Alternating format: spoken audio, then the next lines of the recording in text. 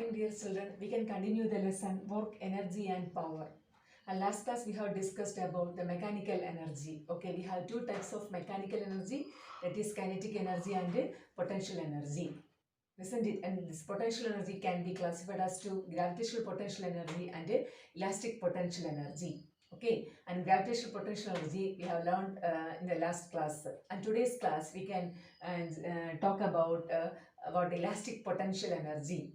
That is the energy, potential energy possessed by an object due to its configuration or change in shape. That is actually called the elastic potential energy. Okay, in this actually we have to find the potential energy of a spring. Okay, the potential energy of a spring. We have to find an expression for the potential energy of a spring. For that, we are considering a elastic spring of negligible mass with one end is attached to a rigid support. We are considering a spring of negligible mass and one end of it is attached to a rigid support. Okay, and the other end is attached to a block of mass m, which can be slide through the smooth horizontal surface. Okay, which can be slide over this smooth horizontal surface. Listen to it. Here we are considering a spring has negligible mass, and one end of it is attached to a rigid support and the other end is attached to a block having has mass m. Okay, and which can slide over a smooth horizontal surface. Listen to it. And here this is the position of the spring or the when we are not applying any force. Okay, next with the block is pulled. This block is actually pulled through a distance x from the mean position. Okay, or the equilibrium position. If the block is pulled through a distance of x from the equilibrium position. Okay, so that that time actually the spring gets stretched. Okay, due to elasticity. Okay, the spring gets stretched. You know, whenever we stretch a spring, actually a internal force is developed in the spring which tries to bring back the spring to its original position. Okay, that is actually the restoring force. I think you have learned in the chapter elasticity, this thing, okay, about the restoring force. Okay, this is actually the restoring force that is represented as Fs. Listen to it. When we stretch a spring, actually what will happen? A restoring force is developed in the spring which tries to bring back the spring in its original position or the original shape, and that force is actually the restoring force Fs. Then according to Hooke's law, according to Hooke's law, the restoring force Fs is proportional to the displacement x. According to Hooke's law, Fs proportional to x. Okay, or Fs is equal to a constant k into x. Okay, Fs is equal to a constant k into Sx, where k is called the spring constant, where k is the spring constant.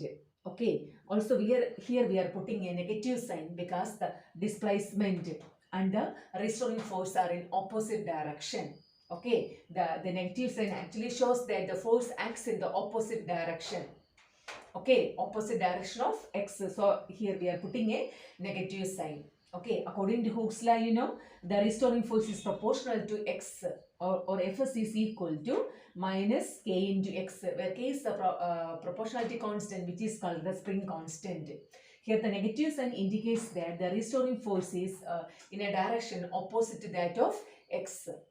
Listen to it. So in order to keep the spring stretched by a distance x, an external force F equal and opposite that of Fs has to be applied. Okay, that is to keep the spring stretched by a distance. To keep the spring stretched by a distance x, we have to apply an external force F which is equal and opposite to that of the restoring force Fs.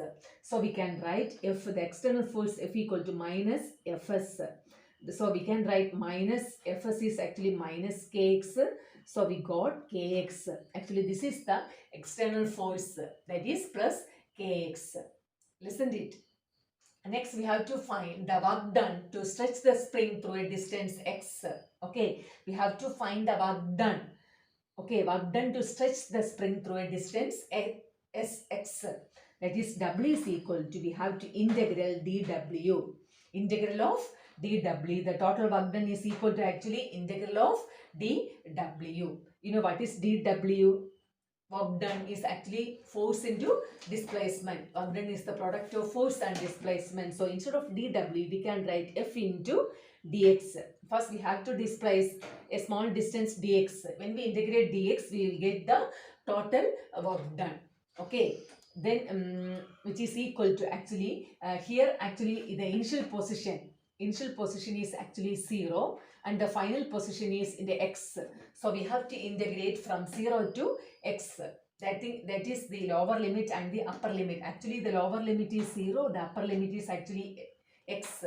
Then instead of f, we can substitute what? Kx. So integral kx dx. Integral of kx dx. Okay. Then how to integrate? We already learned. Okay, the integration, the standard equation, x raised to integral x raised to n dx. How we can integrate this? What is its value actually? X raised to, we have a standard formula, integral of x raised to n dx. That is x raised to n plus 1 divided by n plus 1. This is the standard formula that we already learned. Integral of x raised to n dx equal to x raised to n plus 1 divided by n plus 1. Here actually, instead of x raised to n, we have x raised to 1. Okay, so we can write x raised to, instead of n, actually it is 1. 1 plus 1 divided by 1 plus 1, that is x square by 2. So actually the integration of x dx is x square by 2. Okay, so we can write k into x square by 2. Then we can apply the limit 0 to x. Then how to apply the limit? Actually upper limit minus lower limit. So we can write half k into, upper limit is x itself, so we can write x square, minus lower limit is actually 0, so it is 0. So we got the work done to stretch the spring through a small distance x is actually, we got half kx square. Actually this work done is stored in that spring as potential energy U is equal to half k x square. Actually this is the potential energy of a spring. U is equal to half x square.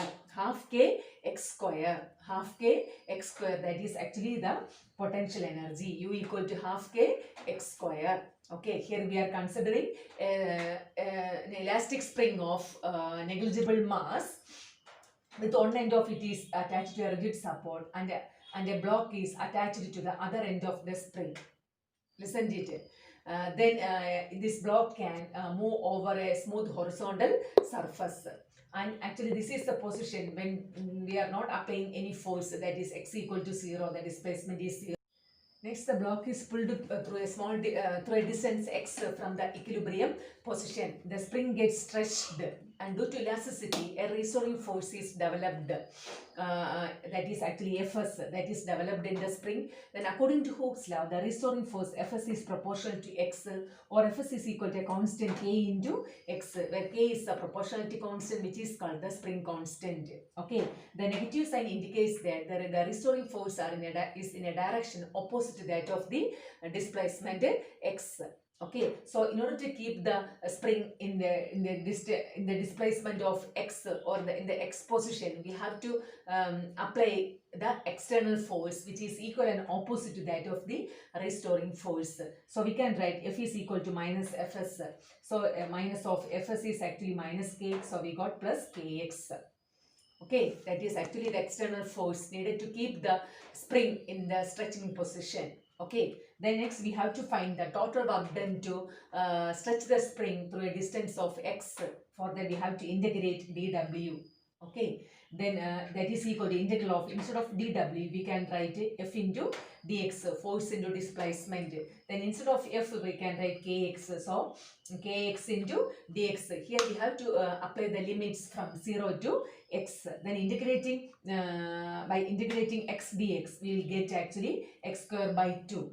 Okay, the integration of x dx is actually x square by 2. So we got half x square. Okay, this is a work done to stretch the spring through a distance of x is half kx square, and this work done is stored in that spring as potential energy U equal to half k x square. The potential energy of the spring is actually U equal to half kx square. Okay, next about conservative and non-conservative forces. Conservative and non-conservative forces. Okay, in order to displace a particle from or an object from one point to another, we have the force has to apply. That is the force has to do some work. So the work done by the force in displacing a particle from one point to another is independent of the path followed by the particle and depends only the initial and final position. Such forces are called conservative forces. Okay, what do you mean by conservative forces? If the work done by the force in displacing a particle, if the work done by the force in displacing a particle from one point to another is independent of the path followed by the particle and depends only the end points. Suppose here we have an object at the position A and here we have B. In order to displace the particle from A to B, we can choose this path or we can choose this way and we can choose this way or we can choose the path like this also. And here the work done by the force to displace a particle from one point to another, that does not depends the path followed by the particle, but it depends only on the initial and final points. Okay, that is only the end points. Such forces are called conservative forces. For example, gravitational force is a conservative force, then magnetic force, then electrostatic force, then elastic force. These are the examples of what? Conservative forces. Okay, suppose if the work done by the force in displacing a particle from one point to another, that depends the path followed by the object, then such forces are called the non-conservative forces. Such forces are called non-conservative forces. For example, frictional force, then viscous force are examples for non-conservative forces. Then what do you mean by non-conservative forces? If the work done by the force in displacing a particle from one point to another is depend the path followed by the object or particle, then such forces are called non-conservative forces. For example, frictional force, viscous force are non-conservative forces. Isn't it? Then what do you mean by conservative force? If the work done by the force in displacing a particle from one point to another is independent of the path followed by the particle and depends only the end points, such forces are called conservative forces. For example, gravitational force, then electrostatic force, magnetic force are example for conservative forces. Then what about non-conservative forces?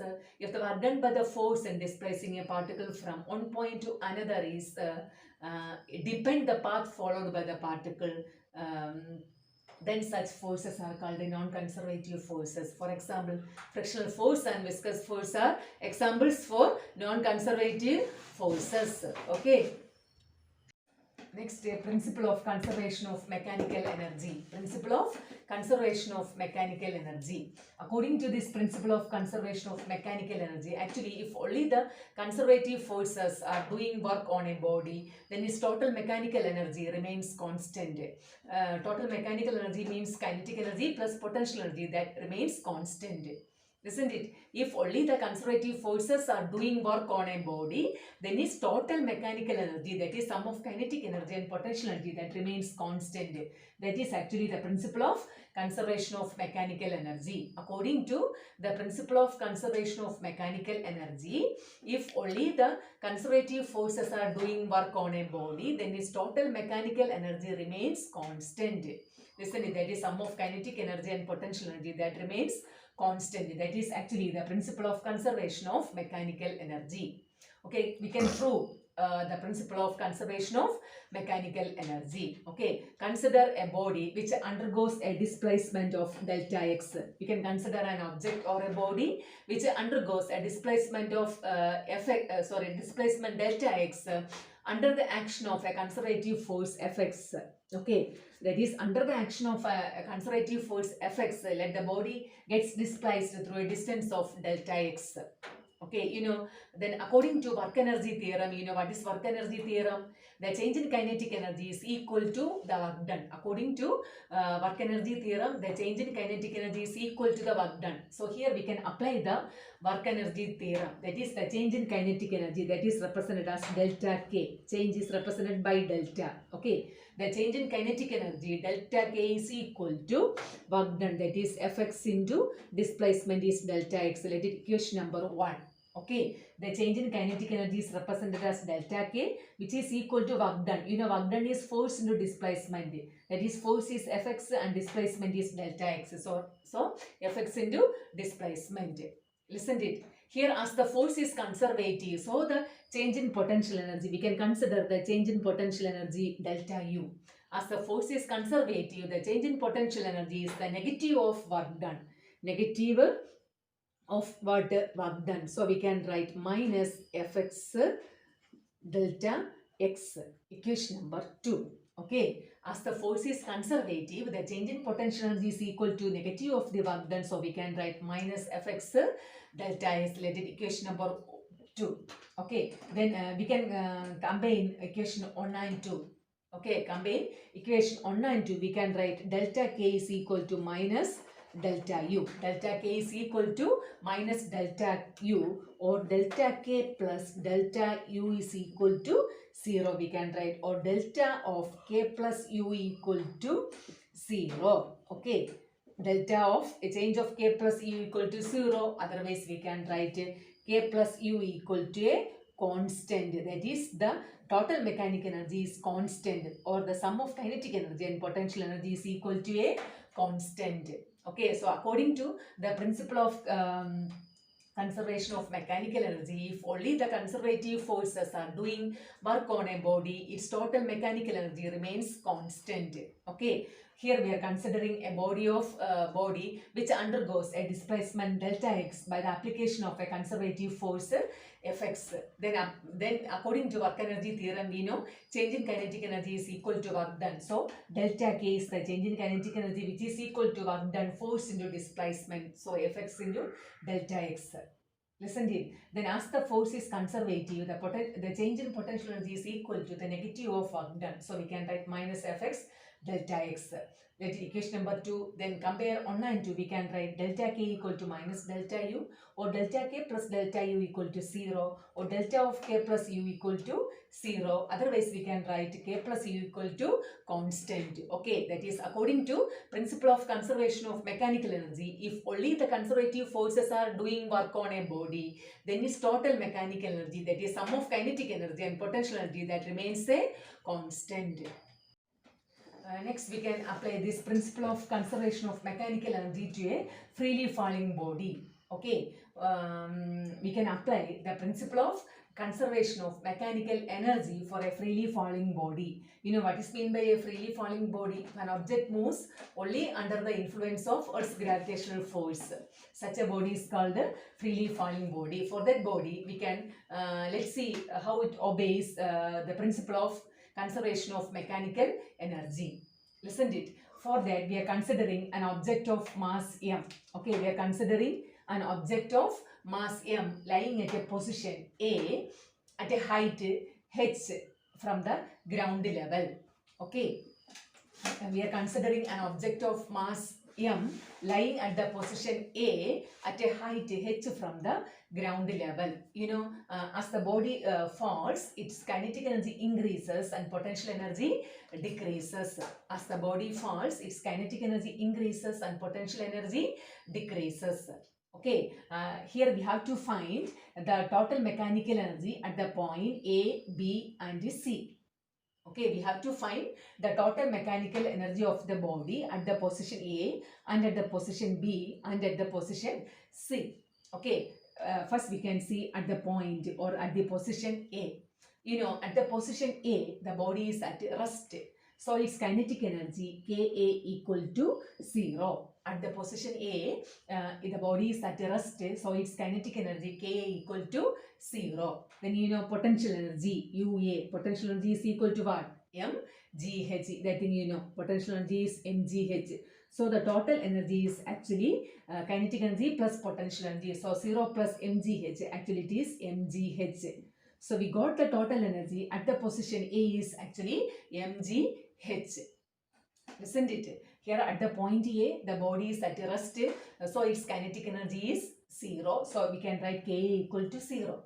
Then what about its potential energy UA? That is equal to mgh. Then what is the total mechanical energy? Ka plus UA, that is 0 plus mgh, that is actually mgh.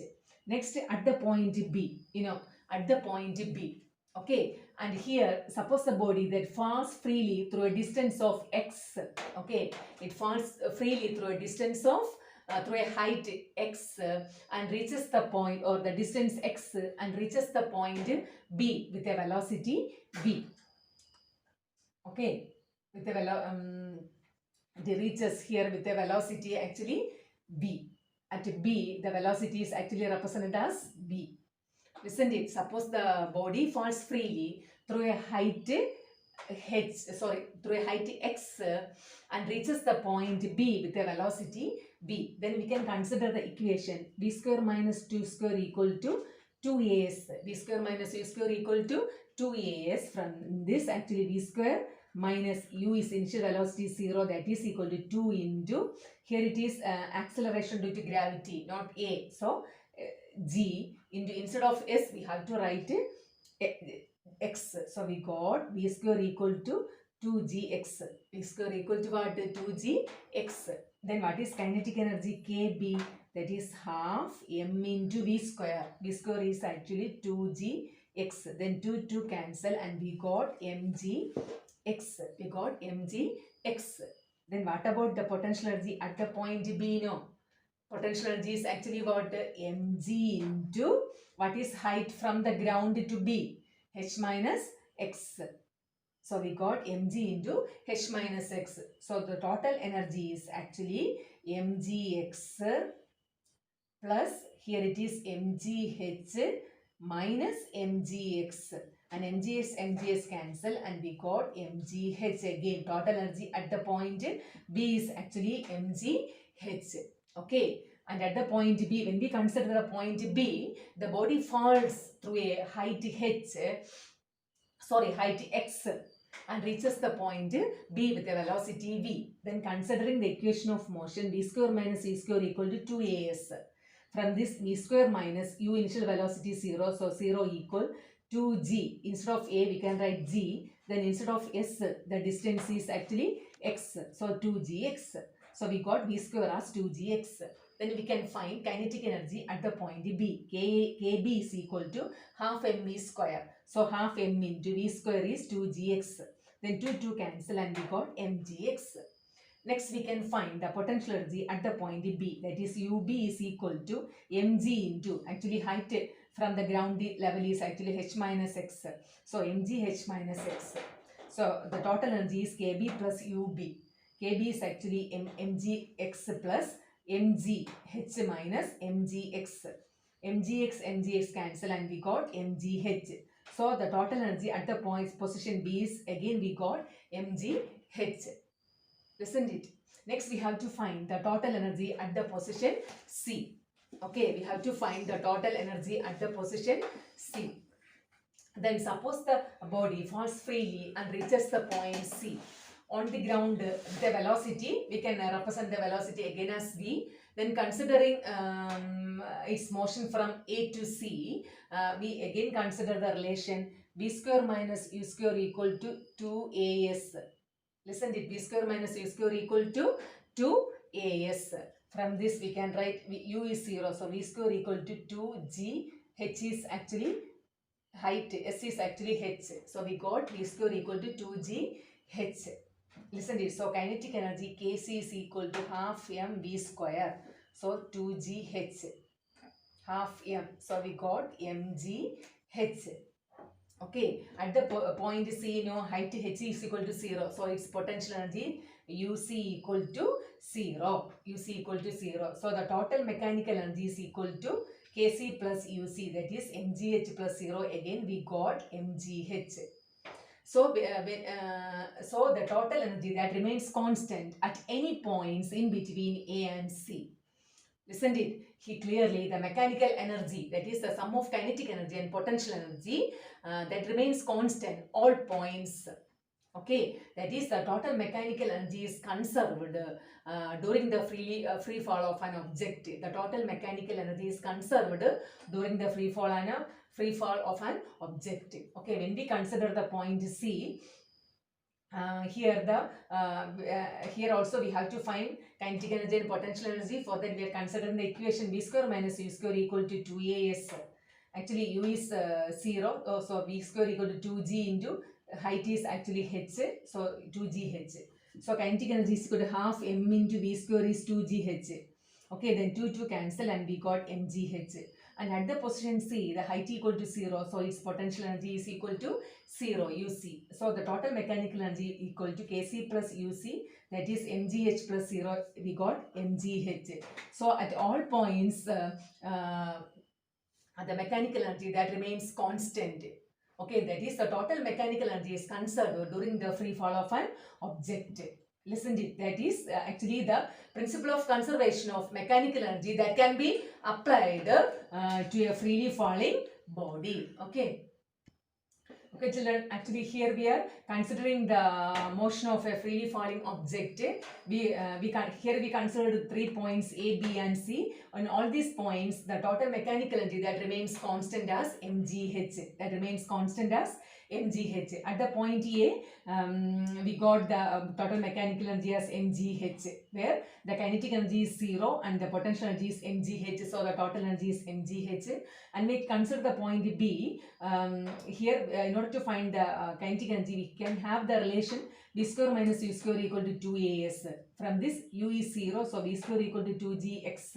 That is the distance from A to B is x, so v square is 2gx. So kinetic energy is half m into 2gx, it is mgx. Then potential energy, mg into height from the ground is h minus x, so mgh minus x. Then total energy is mgx plus mgh minus mgx, so we got mgh. Again at the point C, we got the total mechanical energy as 0, because at the point C the potential energy is 0, it has only the kinetic energy. Okay, that is mgh.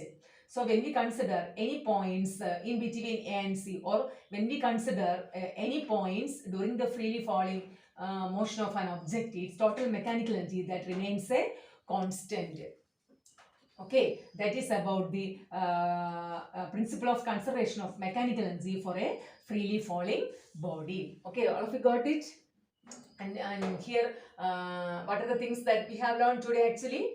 First we learned about the potential energy of a spring. Okay, that is actually half k x square. The potential energy of a spring is actually half k x square. Then we learned about conservative and non-conservative force, and also the principle of conservation of mechanical energy, and also that can be applied to a freely falling body. Okay, children, that is the end of today's class. Thank you.